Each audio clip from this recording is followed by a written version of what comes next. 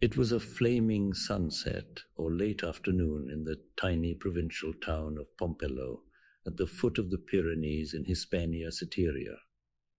The year must have been in the late Republic, for the province was still ruled by a senatorial proconsul instead of a praetorian legate of Augustus, and the day was the first before the calends of November. The hills rose scarlet and gold to the north of the little town, and the westering sun shone ruddily and mystically on the crude new stone and plaster buildings of the dusty Forum and the wooden walls of the circus some distance to the east. Groups of citizens, broad-browed Roman colonists and coarse-haired Romanized natives, together with obvious hybrids of the two strains, alike clad in cheap woolen togas, and sprinklings of helmeted legionaries and coarse-mantled, black-bearded tribesmen of the circumambient Vascones, all thronged the few paved streets and Forum, moved by some vague and ill-defined uneasiness. I myself had just alighted from a litter, which the Illyrian bearers seemed to have brought in some haste from Calagurris, across the Iberus to the southward. It appeared that I was a provincial questor named L. Caelius Rufus, and that I had been summoned by the proconsul P. Scribonius Libo, who had come from Taraco some days before.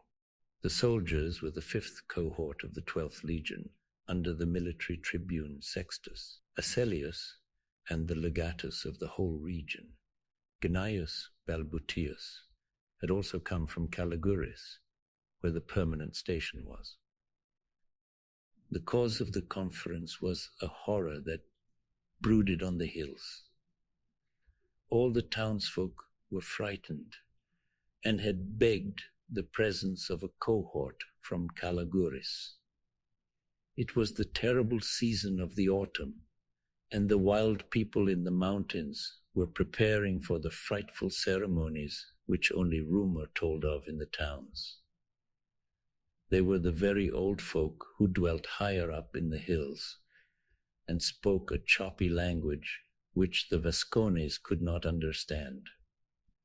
One seldom saw them, but a few times a year they sent down little yellow, squint-eyed messengers who looked like Scythians to trade with the merchants by means of gestures, and every spring and autumn they held the infamous rites on the peaks, their howlings and altar fires throwing terror into the villages.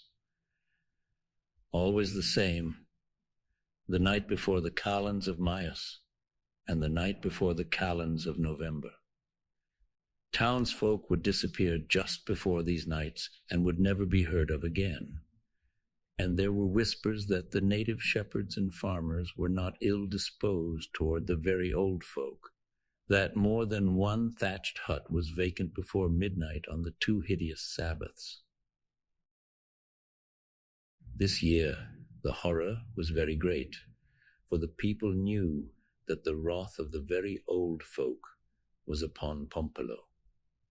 3 months previously, 5 of the little squint-eyed traders had come down from the hills, and in a market brawl 3 of them had been killed. The remaining 2 had gone back wordlessly to their mountains, and this autumn not a single villager had disappeared. There was menace in this immunity. It was not like the very old folk to spare their victims at the Sabbath. It was too good to be normal, and the villagers were afraid. For many nights there had been a hollow drumming on the hills, and at last the aedile Tib. Aeneas Stilpo, half native in blood, had sent to Balbutius at Calagurris for a cohort to stamp out the Sabbath on the terrible night. Balbutius had carelessly refused, on the ground that the villagers' fears were empty, and that the loathsome rites of hill folk were of no concern to the Roman people unless our own citizens were menaced. I, however, who seemed to be a close friend of Balbutius, had disagreed with him, averring that I had studied deeply in the black, forbidden lore, and that I believed the very old folk capable of visiting almost any nameless doom upon the town, which after all was a Roman settlement and contained a great number of our citizens. The complaining aedile's own mother, Helvia, was a pure Roman, the daughter of Monsieur Helvius Cinna, who had come over with Scipio's army. Accordingly, I had sent a slave, a nimble little Greek called Antipater, to the proconsul with letters, and Scribonius had heeded my plea and ordered Balbutius to send his 5th cohort under Asellius to Pompelo, entering the hills at dusk on the eve of the November's Calends and stamping out whatever nameless orgies he might find, bringing such prisoners as he might take to Tarraco for the next propraetor's court. Balbutius, however, had protested, so that more correspondence had ensued. I had written so much to the proconsul that he had become gravely interested and had resolved to make a personal inquiry into the horror. He had at length proceeded to Pompelo with his lictors and attendants, there hearing enough rumors to be greatly impressed and disturbed, and standing firmly by his order for the Sabbath's extirpation. Desirous of conferring with one who had studied the subject, he ordered me to accompany Asellius's cohort, and Balbutius had also come along to press his adverse advice, for he honestly believed that drastic military action would stir up a dangerous sentiment of unrest amongst the Vascones, both tribal and settled. So here we all were, in the mystic sunset of the autumn hills. Old Scribonius Libo in his toga praetexta, the golden light glancing on his shiny bald head and wrinkled hawk face.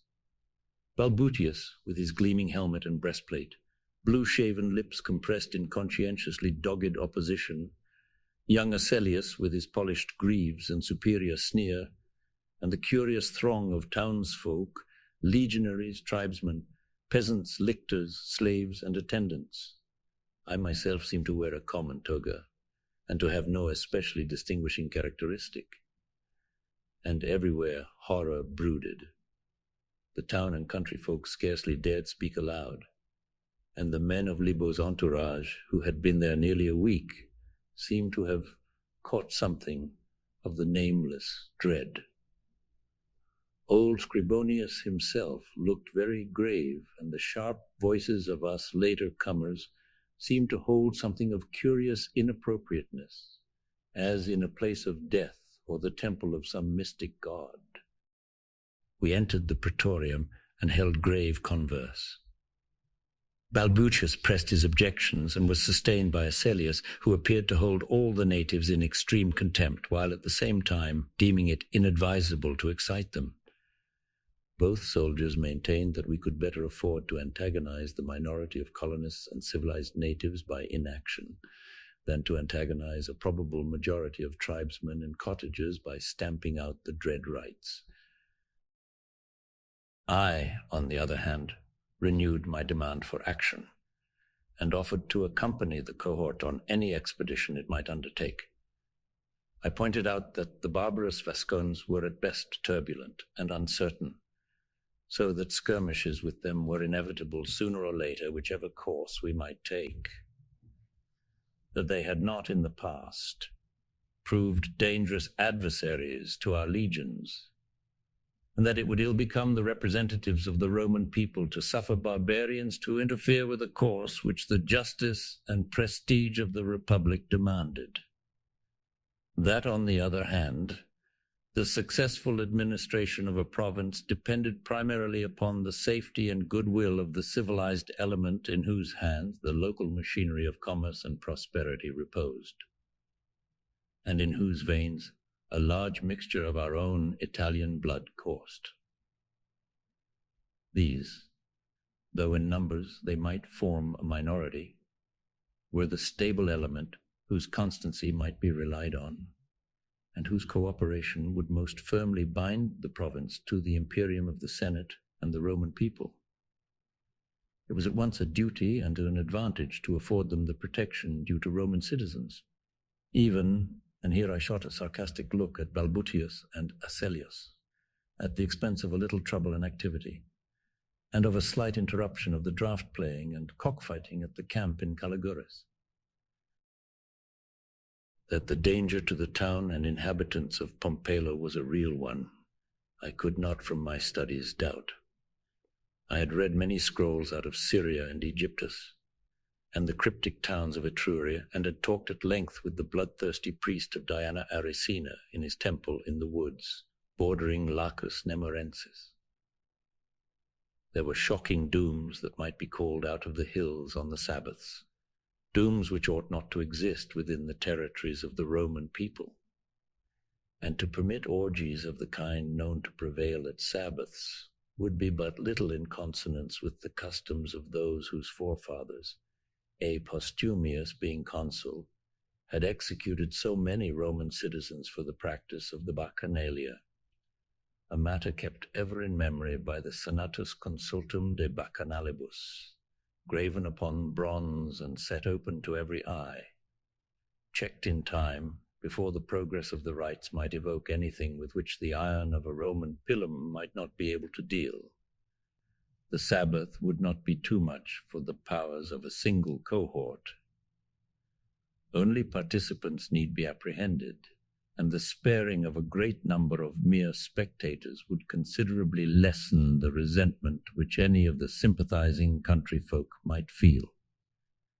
In short, both principle and policy demanded stern action, and I could not doubt but that Publius Scribonius, bearing in mind the dignity and obligations of the Roman people, would adhere to his plan of dispatching the cohort, me accompanying, despite such objections as Balbutius and Asellius, speaking indeed more like provincials than Romans, might see fit to offer and multiply. The slanting sun was now very low, and the whole hushed town seemed draped in an unreal and malign glamour.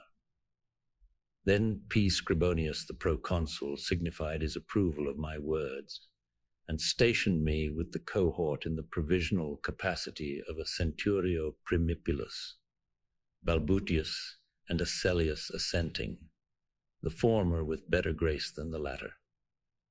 As twilight fell on the wild autumnal slopes, a measured, hideous beating of strange drums floated down from a far and terrible rhythm. Some few of the legionaries showed timidity, but sharp commands brought them into line, and the whole cohort was soon drawn up on the open plain east of the circus. Libo himself, as well as Balbutius, insisted on accompanying the cohort, but great difficulty was suffered in getting a native guide to point out the paths up the mountain. Finally, a young man named Vesalius, the son of pure Roman parents, agreed to take us at least past the foothills. We began to march in the new dusk, with the thin silver sickle of a young moon trembling over the woods on our left. That which disquieted us most was the fact that the Sabbath was to be held at all. Reports of the coming cohort must have reached the hills, and even the lack of a final decision could not make the rumor less alarming.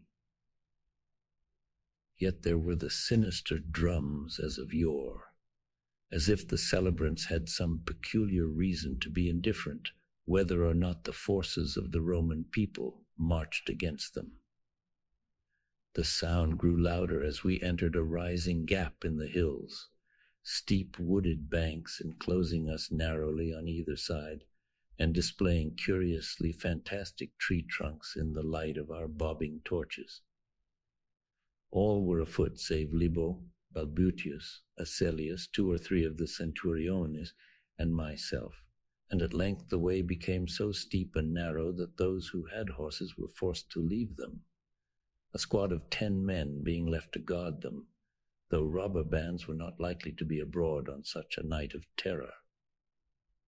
Once in a while it seemed as though we detected a skulking form in the woods nearby, and after a half-hour's climb, the steepness and narrowness of the way made the advance of so great a body of men, over 300 all told, exceedingly cumbrous and difficult.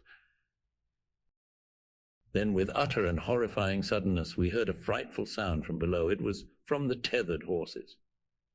They had screamed, not neighed, but screamed, and there was no light down there, nor the sound of any human thing to show why they had done so. At the same moment, bonfires blazed out on all the peaks ahead, so that terror seemed to lurk equally well before and behind us. Looking for the youth Vesalius, our guide, we found only a crumpled heap weltering in a pool of blood. In his hand was a short sword snatched from the belt of D. Vibulanus, a subcenturion, and on his face was such a look of terror that the stoutest veterans turned pale at the sight. He had killed himself when the horses screamed. He, who had been born and lived all his life in that region, and knew what men whispered about the hills. All the torches now began to dim, and the cries of frightened legionaries mingled with the unceasing screams of the tethered horses. The air grew perceptibly colder, more suddenly so than is usual at November's brink, and seemed stirred by terrible undulations, which I could not help connecting with the beating of huge wings. The whole cohort now remained at a standstill, and as the torches faded, I watched what I thought were fantastic shadows outlined in the sky by the spectral luminosity of the Via Lactea as it flowed through Perseus, Cassiopeia, Cyphius, and Cygnus. Then suddenly all the stars were blotted from the sky, even bright Deneb and Vega ahead, and the lone Altair and Fomalhaut behind us. And as the torches died out altogether, there remained above the stricken and shrieking cohort only the noxious and horrible altar flames on the towering peaks, hellish and red, and now silhouetting the mad, leaping, and colossal forms of such nameless beasts as had never a Phrygian priest or Campanian grandam whispered of in the wildest of furtive tales. And above the nighted screaming of men and horses, that demonic drumming rose to louder pitch, whilst an ice-cold wind of shocking sentience and deliberateness swept down from those forbidden heights and coiled about each man separately, till all the cohort was struggling and screaming in the dark, as if acting out the fate of Laocoon and his sons. Only old Scribonius Libo seemed resigned. He uttered words amidst the screaming, and they echo still in my ears. Militia vitus est, venit, tandem venit. And then I waked. It was the most vivid dream in years, drawing upon wells of the subconscious, long untouched and forgotten. Of the fate of that cohort no record exists, but the town at least was saved, for encyclopedias tell of the survival of Pompelo to this day under the modern Spanish name of Pamplona.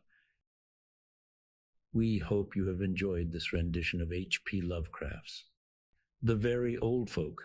Please consider liking, subscribing, and also hitting the notification bell for the latest audiobook upload. Thank you for listening.